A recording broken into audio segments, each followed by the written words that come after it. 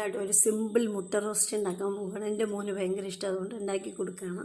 അപ്പോൾ ഇത് കണ്ടോ, 3 മുട്ട ഞാൻ വേവിച്ചിട്ട് എടുത്തു വെച്ചിട്ടുണ്ട്. പിന്നെ ഇനി റോസ്റ്റ് ചെയ്യാൻ വേണ്ട എന്തൊക്കെയാണെന്ന് വെച്ചാൽ ഇതാ കുറച്ച് പെരിഞ്ജീരകം, കുറച്ച് മുളക് പൊടി, കുറച്ച് കുരുമുളക് പൊടി, ലേശം മസാലപ്പൊടി, പിന്നെ ഒരു സ്പൂണ് മല്ലിപ്പൊടി കേട്ടോ, പിന്നെ ലേശം വെള്ളം, ഉപ്പ്, ഇതൊക്കെയാണ് വേണ്ടത്. നമുക്ക് എങ്ങനെ ഉണ്ടാക്കാൻ നോക്കാം.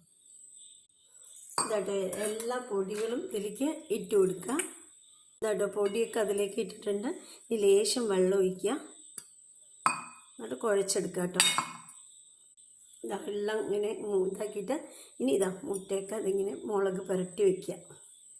ഇതാട്ടോ ഇങ്ങനെ മുളക് പുരട്ടി വേറെ വേറെ മാറ്റി വയ്ക്കുക കേട്ടോ. ഇതാട്ടോ ഒരു പാൻ വെച്ചിട്ട് ഒന്ന് ലേശം വെളിച്ചെണ്ണ ഒഴിച്ചിട്ട് നമുക്ക് ചൂടായ ശേഷം അത് ഇതാട്ടോ ഇങ്ങനെ വെച്ച് കൊടുക്കാം. ഇതാ നമ്മുടെ മുട്ട ഫ്രൈ ആയി.